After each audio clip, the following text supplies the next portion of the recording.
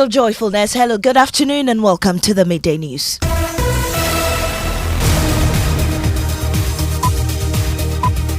The Midday News is live on Joy 99.7 FM, hits 103.9 FM in Accra, on Love 99.5 in Kumasi, MyJoy, We are also live in all 16 regions of Ghana via various affiliates, live on X Spaces and Facebook. The Midday News is supported by Petrosol Platinum Energy, energizing dreams. Coming up, President Mahama escalates his crackdown on political pecs, cancelling fuel allowances for his appointees just weeks after scrapping their cable TV subscriptions. But how much will this affect their work? We'll find out. Also coming up this afternoon, minority MPs demand reversal of President Mahama's directive to Lands Commission to halt all processing of state lands. Although the present decision may aim at safeguarding public lands, this directive may also affect individuals, corporate entities who may have legitimately acquired interests in these lands. We have a response from the Education Minister. Those of you who are doing legitimate business and want to acquire land for purpose of business, you are not the target of the President's directive. His target is to the looters of land in the name of influence. In our Habitat series, start a house or stay renting forever. That's a tough reality facing many middle-class families as rising costs leave half-built homes and frozen dreams behind. As of the time we started, cement price was around 50 cedis per bag. And then within a period of 4 to 5 months, it jumped up to 60, 80. We have more coming up in our Habitat series in sports. Ghana's Black Queens turned the tide at the Women's AFCON to set up a quarter-final clash against Algeria. And later, we'll tell you about how more than expected schools qualify at the 2025 Eastern Regional Contest of the National Science and Math Quiz. These and more with me, Maame, Nyamekye, Thompson. This is Joy News, independent, fearless, credible. Please stay.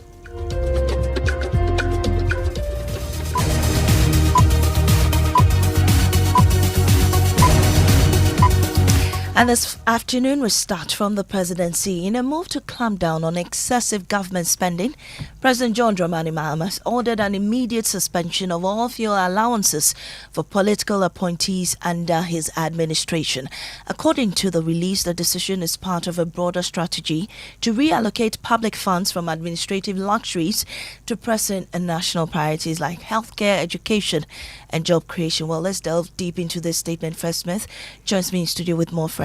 Well, it says President John Mahama has immediately directed the cancellation of payment of fuel allowances and allocation of fuel to all political appointees.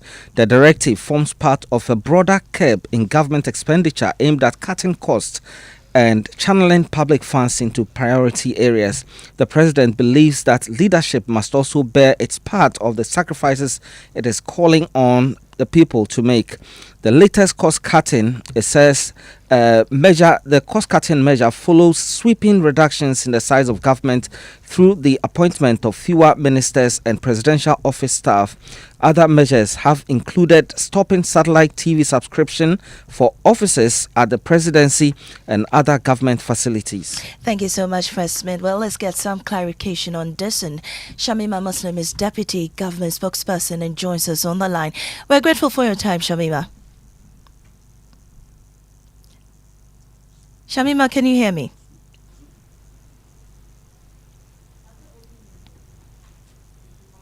Can you unmute and join us in the conversation, Shamima? Unfortunately, we are unable. Oh, great. I can hear you now. Shamima?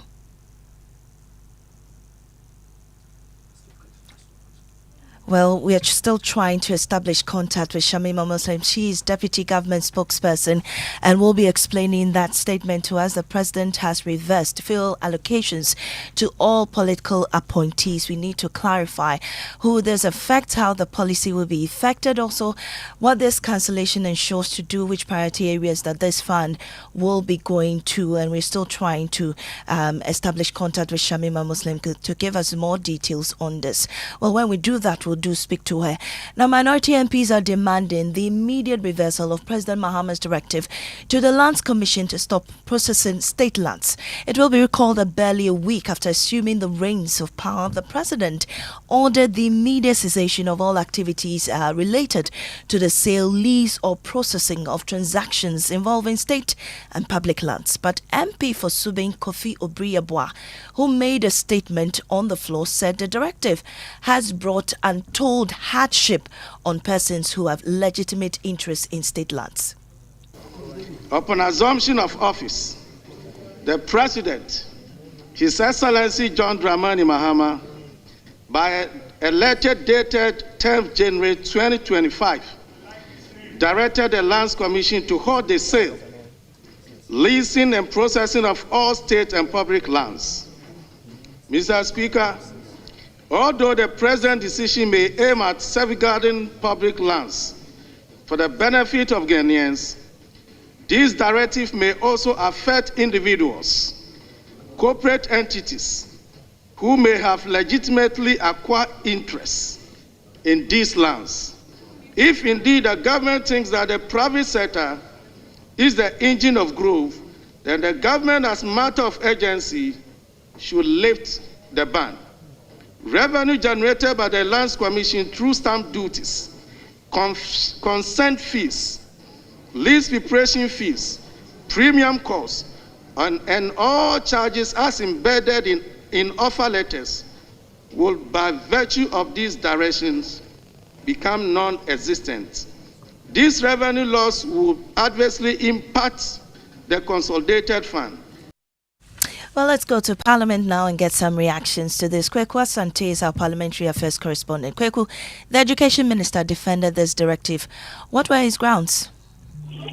Well, according to Haruna Yinsu, the target of this program is persons who, under the guise of influence, are looting state lands, and John Dramani Mahama will need to actually hold this directive until all such land transactions have been reversed. People have taken advantage of this acquisition of public lands. And Honorable Kofi, look at Article 20 very well. You acquired a land for public purpose. You haven't used it for the public purpose. The land must go back to its original owners.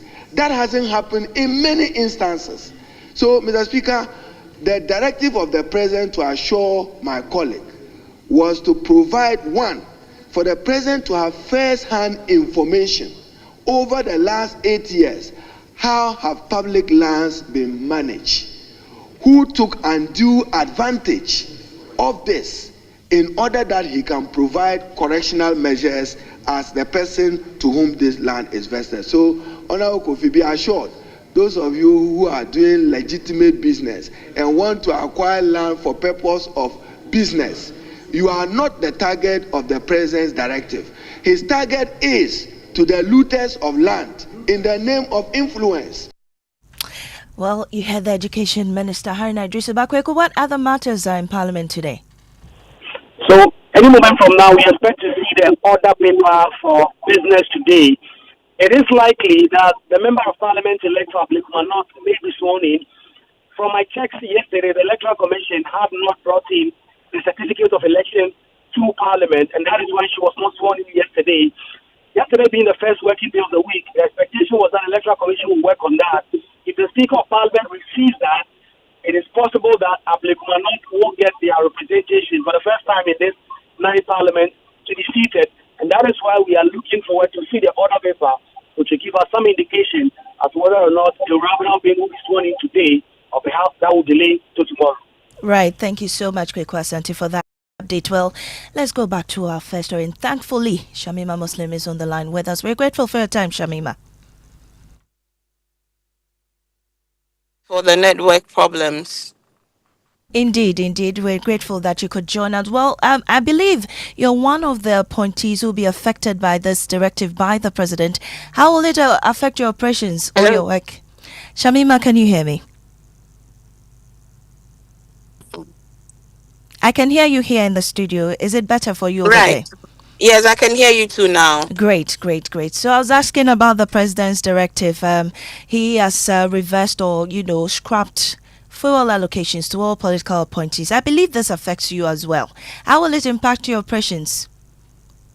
Well, thank you very much for having us. I mean, every citizen, all institutions are expecting that government will show leadership in its call for more prudent use of our collective resources, especially if we are asking citizens of the country to bear with government, even as we take decisions that sometimes might not even make you happy, but decisions that we need to take to stabilize this economy, to mobilize the funds that we need to invest in the critical social sectors that will benefit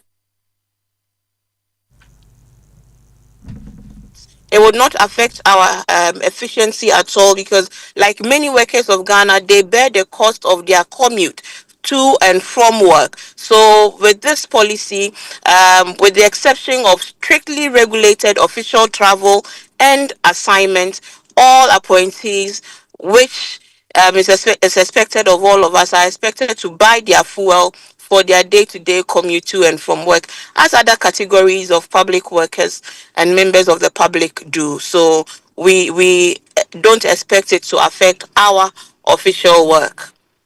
Well, Shamima, for instance, so attending meetings and whatnot, political appointees will have to buy from pocket. Thought you would be happy about it. Will you not? The day I posted that I'm willing to pay 1 Ghana cedis as my contribution to dealing with the energy sector levy, many of you took me on to say that but you government pays your fuel for you. So citizens ought to be happy that His Excellency is holding, as he promised in his manifesto, that Well, he well, will hold all mhm. appointees to the strictest standards of ethical conduct and also productive use of our resources. So, if your official assignment is known and it is a strictly regulated, official assignment, of course, you would have some fuel for those official purposes. But from everyday use and up and down movement, sometimes you get up, you go to lunch and things like that. The directive is what is. There's no more free fuel allocation to political appointees in government. So if you need to access fuel, it has to be strictly for a category of assignments which will be made known to all appointees, like we did in the code of conduct.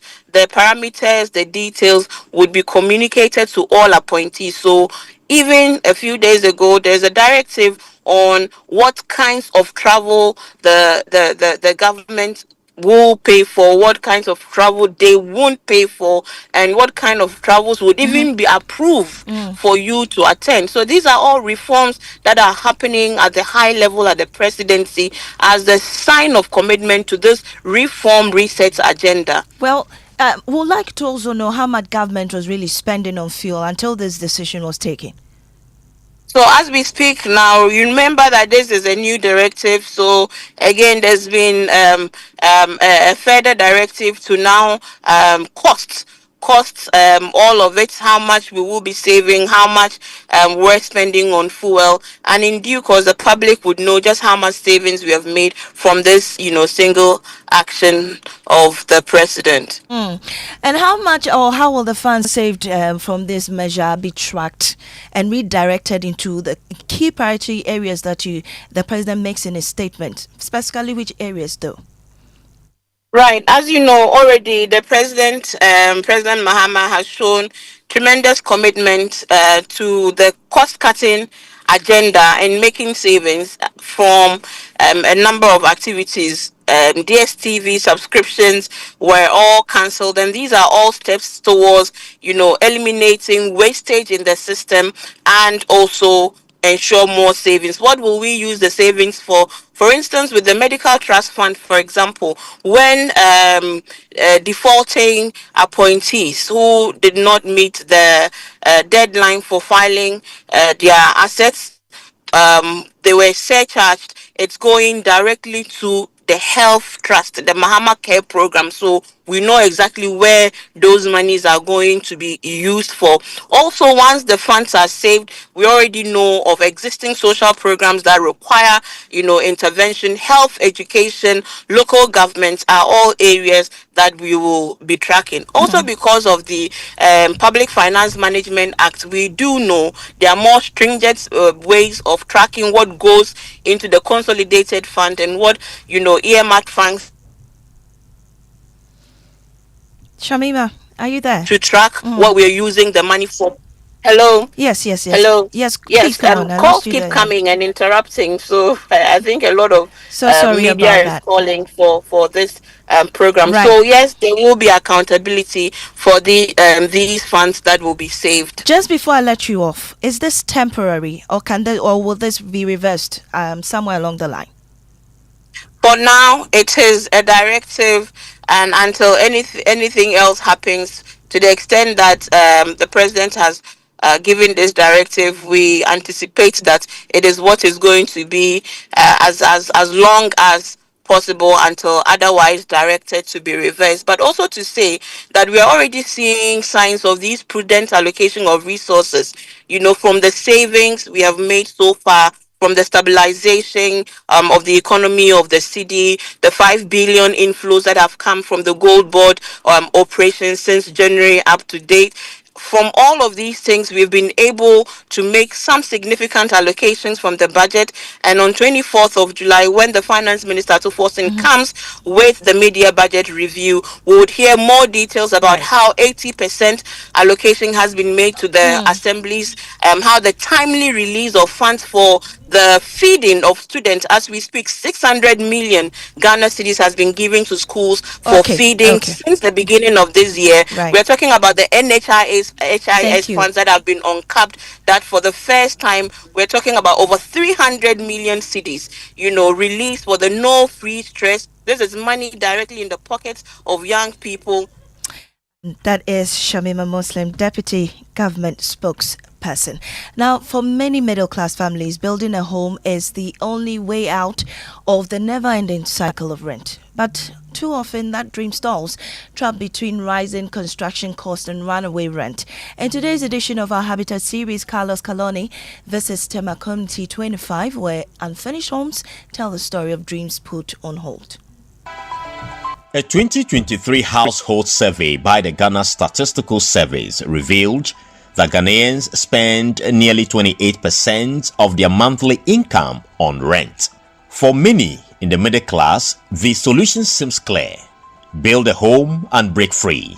But that dream often becomes a trap. They start big to escape rent, but rising costs of building materials, poor planning, and unstable finances force many to abandon their projects halfway. Meet Desire Badasu, a young father who tried to break free from the rent maze. It's a 5-bedroom house actually, with a hall and an extended attachment, an extra space for a hall. We have a laundry, we have a kitchen, we have the dining, then we have a study. We have a kitchen also upstairs, so if we couple it together, that would be 2 kitchens, 1 kitchen down, 1 kitchen up. We have 2 studies, 1 down, 1 up. Desire began his dream home hoping to finish in 18 months, but unexpected spikes in building material costs have delayed the project for years. The project was actually estimated to take barely 1.5 years maximum. When we started, along the way, realized prices of things escalated, because as of the time we started, cement price was around 50 cedis per bag, and then within a period of 4 to 5 months, it jumped up to 60, 80. We are in our 3rd year. The way things are going, an extra 1 year to finish up everything. Desire Badasu is one of the lucky few. He's at least managed to move his family into the ground floor as he battles rising costs to complete his dream home. Others aren't as fortunate. Construction consultant Abraham Lincoln Kukubo says the way out is simple: dream within your means, set clear goals, and build with discipline from day one. You need to identify the purpose for which you want to put up the building. Now, don't let that key purpose affect the start of your project. ask yourself, do you want a place just to lay your head right now, whilst you dream of a bigger picture of what kind of house you want to have? So if you do that, you will realize that you don't overburden yourself so much in trying to take 5, 10, 15 years to finish your dream house. Whilst in doing that, you are still paying rental somewhere. For Joy News, Carlos Keloni, Tema Community 25. Well, MP for Escado Kitan, Member of Parliament for Professor Dr. Grace Yinsu Dangqua has issued what appears to be a pointed response directed at Minority Leader Alexander Fenyo-Markin's controversial comments on her recent appointment. The Minority Leader suggested in Parliament that the elevation of Dr. Grace Yinsu, who has been nominated as Deputy Health Minister, was for strange reasons, apparently in comparison to other female MPs, including Dr. Zaneto Ajiman-Rawlings, who has not received any appointment yet. Your name is not even here. We have heard it in the rumor mill that you are going to be facing the appointment committee, and this is what you want to be doing. You came to meet Dr. Zanato here, and for the founder, the owner of the party, for some strange reason, it appears your name is coming, and you will not, even they've delayed in the names. You came to meet Helen in Tosso. No, leader. Mr. Speaker. Leader. You came to meet Helen in Tosso. Leader. And then you want to be right on a point of order when your leader is on a leader. Mr. Speaker, the angle you are going. Yes, Mr. Speaker, she has to sit down.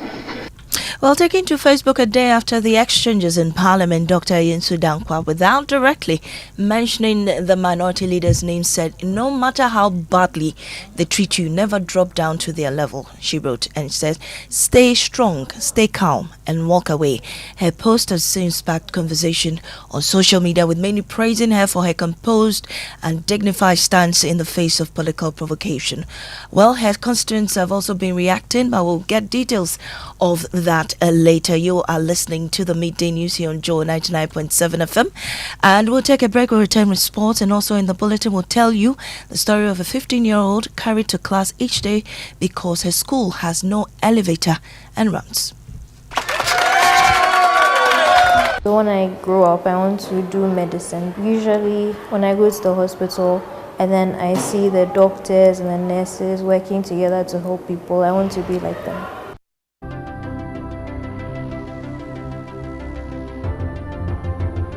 When budgets are tight and money difficult to come by, you want to be sure you get the best value for your money. These are not times to be spending money fixing expensive engine problems because of cheap fuel and lubricants. Drive to a petrol source station today and buy your quality fuel and lubricants, and rest assured of fuel that lasts long and lubricants that prevent expensive engine problems. Hear the sound. Petrosol, clean fuel in full quantity. When I wake up in the morning, I brush my teeth with Kale Charcoal toothpaste. This gives me confidence all day. Anytime you meet Amma, don't be surprised I smile showing my beautiful white teeth, because I don't have cavity thanks to Kale Charcoal toothpaste for its natural charcoal properties. In fact, we are like twins. I can't go without my Kale Charcoal toothpaste. That be why I dey use Kale Charcoal toothpaste morning and night when I dey go bed safe. It dey make my teeth white when it dey comot every scent from my mouth inside. My confidence level they go up, so I dey show my 32 teeth all. Introducing the Kale Charcoal toothpaste, formulated with activated bamboo charcoal powder, ensures whiter teeth and removes bad breath. The strong natural property of the activated bamboo charcoal removes bacteria, absorbs surface stains on our teeth caused by coffee, wines, and tobacco. Welcome, Kale Charcoal toothpaste. Kale Charcoal toothpaste, Sankofa Yenchi. Kale, happy smile. This advert is FDA approved. Wherever you are, the game is nothing without you. It's on like never before this season. Every major league, every cup, every qualifier, the players, kudos, Semenyo, Iñaki, the goals, the emotions, and the bragging rights. It's all on SuperSport, available on DSTV and GoTV. Get your DSTV decoder at 89 cedis and GoTV decoder at 399 cedis. DSTV, your home of entertainment. GoTV, love it. A global move is about to hit Ghana. Global Prayer Work Summit. Join Archbishop Nicholas Duncan Williams, along with Reverend Eastwood Anaba, Reverend Dr. Robert Ampia Kofi, and Bishop Dr. Bernard Audrey Asari. Deep worship from Joe Metal, Sandra Boachidua, and Simeon at the Prayer Cathedral, Action Chapel International, for prayer sessions on Thursday, 17th July, and Friday, 18th, at 9 a.m., 2 p.m., and 5:30 p.m. And on Saturday, 19th July, we close with power. Join us at 7 a.m. for Morning Glory. Then at 9 a.m., 2 breakout sessions. Leadership breakfast for ministry leaders and pastors. The Next Gen Youth Empowerment Session with Honorable Samuel Narte George and Honorable Francis Asenso Boache. Don't miss this divine moment from July 17th to 19th. Stream every session on Archbishop Nicholas Duncan Williams' official pages or watch it on Dominion TV on free-to-air DSTV channel 352 and GoTV channel 213. Watch it live and be changed. Ama, big news! Star Oil is now the largest oil marketing company in Ghana. Wow, that's huge! Yes, so the largest distributor of petroleum products in Ghana. Ever since I switched to Star Oil, my car runs smoother. The fuel lasts longer, no strange engine sound, just clean, powerful performance. Oh, same here. I used to refill every 3 days until I switched to Star Oil. Now, my fuel lasts way longer. I don't know what magic is inside, but my car loves it. Exactly. It's not magical. From Accra to Kumasi to Tamale, Star Oil day everywhere with 240 filling stations and counting. That's why more Ghanaians are choosing Star Oil. Hey, my tank is almost empty. I am heading to Star Oil right now before the queue starts. I'm right behind you, Amma. We set out with a mission to serve better and lead boldly. We're proud to say we are Ghana's #1 oil marketing company. To our loyal Star Savers across the country, thank you for believing in us. Star Oil, quality and affordable fuels for all.